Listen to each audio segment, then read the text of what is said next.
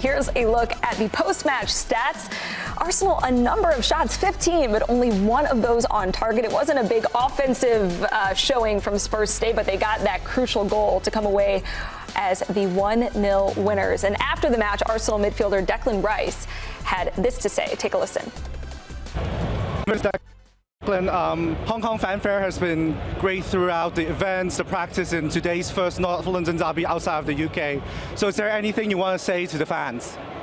Yeah, it's been really, really special coming to Hong Kong, going to Singapore. Thank you so much for your support. We don't get to ever come to places like this, so even though we lost, we love you guys, and thank you so much for all the support. We really appreciate it. You guys spent a lot of time preparing here in Asia, from Singapore to Hong Kong as well. So how do you want to sum up the trip and then something to build on before the season begins? Yeah, it's been an incredible trip. Like I said, we've really felt the love of all of you guys, and that's pushed us on. Obviously, we lost tonight, but we have another game on Wednesday, and it's still pre-season. We're still getting fitness in, so we're going to keep building and push for big things this season. Thank you, Declan. Best of luck. All right, so Declan Rice said it is still just preseason, Tony, but what's the biggest thing that you think the Gunners need to work on going forward now? I would think sharpness, right? It is preseason, right? And we know the attacking side of things is always the most difficult part to get through. Charlie talked a little bit on the Tottenham side about the organization. From Tottenham, I think that's the easier part to get, right? Just putting guys in the right spot, but the rhythm, the spacing, Arsenal just didn't have it today. And give credit to Tottenham because they did sit in a little deeper block, which nullified some of the counterattacking and open space play that we see from Arsenal on a weekly basis. So, but the main thing I think is just a little bit of sharpness, Aly.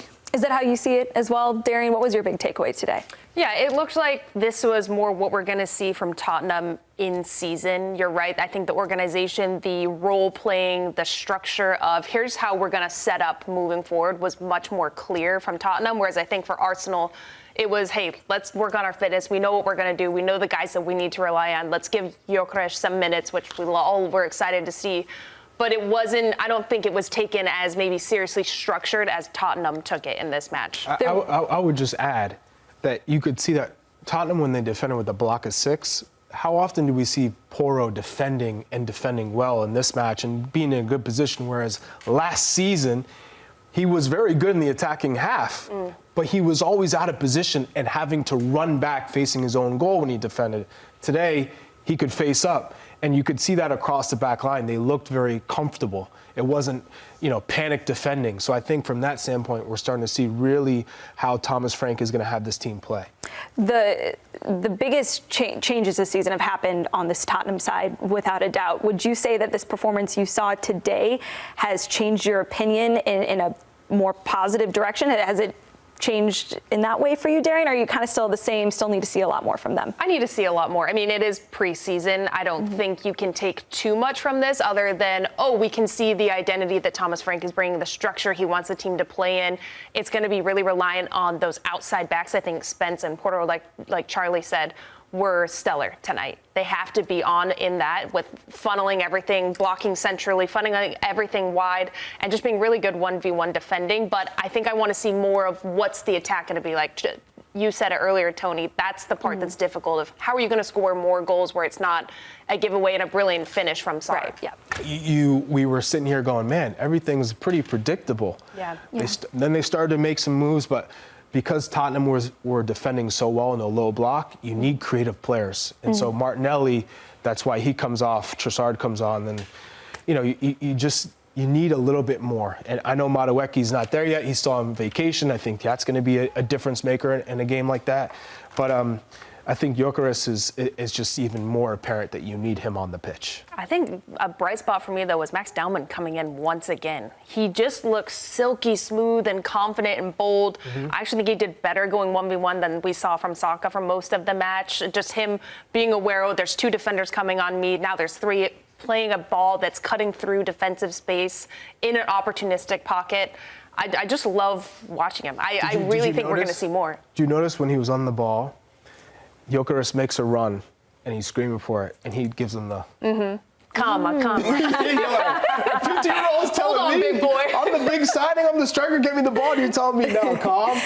Hey, I mean, you said, like, yes, these preseason friendlies are a chance for guys to, get their minds right, get a little bit more sharp. But for a 15-year-old like Max Dowman, it's a chance to try and, prove yourself, because you don't have the opportunity to not show up and be the best that you possibly can be. But Tony, let's talk a little bit more about Viktor Gyökeres, because we only got to see him for, under 20 minutes of this game. Are you a little bit surprised that Mikel Arteta didn't get him in sooner? Well, it depends on his fitness level and where he's at and where he's kind of fit in training, right? We all thought, we were sat here at halftime thinking, okay, now we're going to get Viktor Gyökeres, right? Get 45 minutes out of him. I learned more today about Tottenham than I learned about Arsenal, because obviously it's a new manager.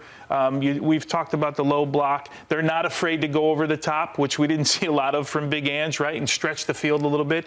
I have no fear about Arsenal with regards to that they're going to get it right? There's too talented a side, and now you bring in I'm going to call him, I don't know if he's world-class yet, but he's got the signs of being a world-class striker, especially if he does get it done in the Premier League.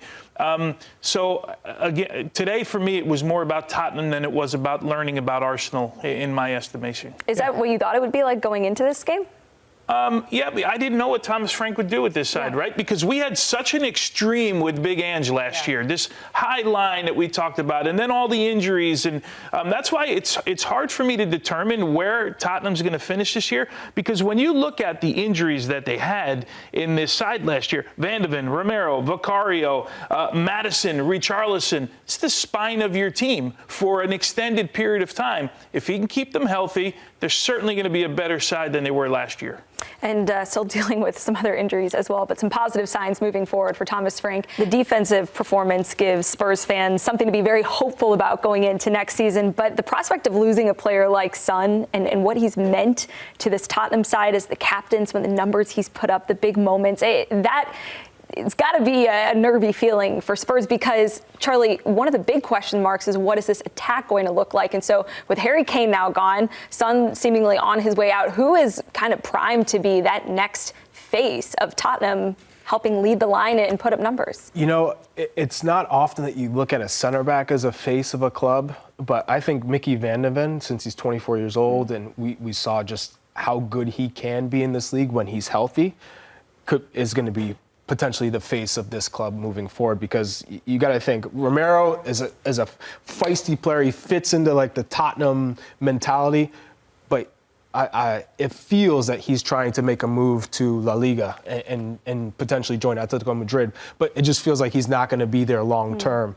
James Maddison he's kind of felt like in and out of being the star in Tottenham.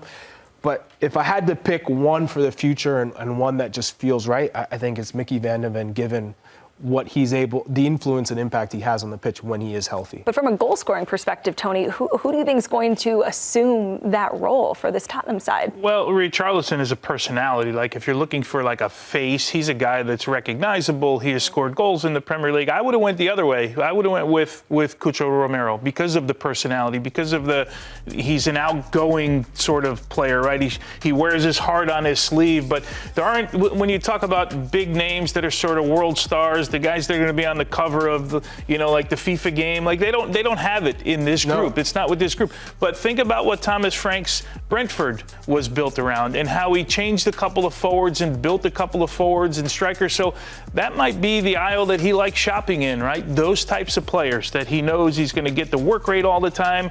They're always going to give him what he's asking for in a game. So managers build things in different ways. Sonny's been such a personality for this side. As we talked about, it looks like he's out the door, and someone's going to have to assume a leadership responsibility. Well, there's also a hope that Mohammed Kudus could be that player coming off of a down year at West Ham. You said it, at Brentford, Thomas Frank really did have a key striker in each of his Premier League seasons. Before, it was Brian Mbeumo, it was a player like Ivan Toney, Yohan Wissa. So Mohammed Kudus, there's going to be, kind of a void that he needs to fill.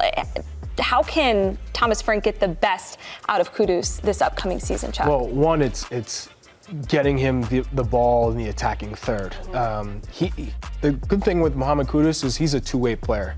He's tough to beat as a defender, and then in the attacking phase of play, he's still going to get goals, but he's not your typical goal scorer. He's the person that'll win the ball back for your squad, run at guys 1v1 and create mismatches.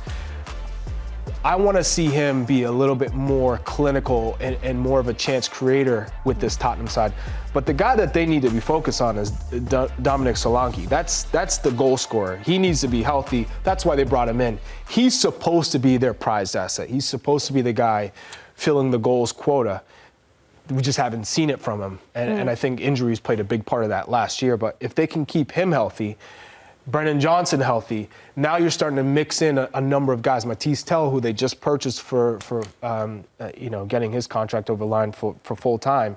I think now you're starting to figure out, okay, what's the best combination with these guys? And Thomas Frank, that's his role is, okay, I got the defensive structure, but we saw today the attack was not there. So can he figure out who is my best front three? How are you able to produce as a forward?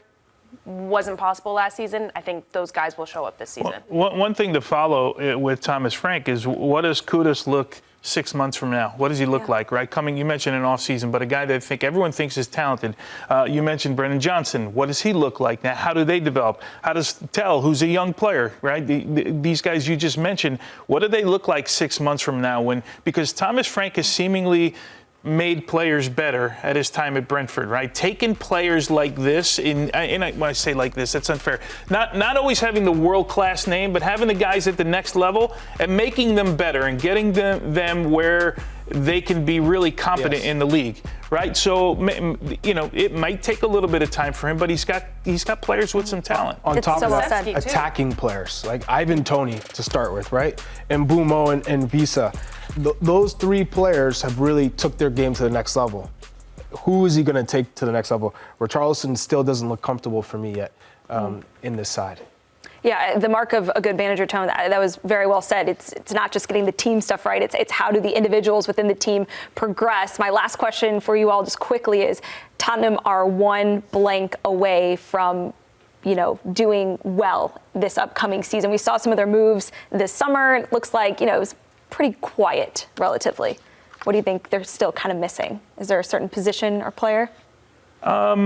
Everyone wants like a number 9 that just scores goals. Solanke hopefully is that guy for them. If Son goes, is Odebert the guy on the left side that can break it down? Because Son did so many things for them on the counter.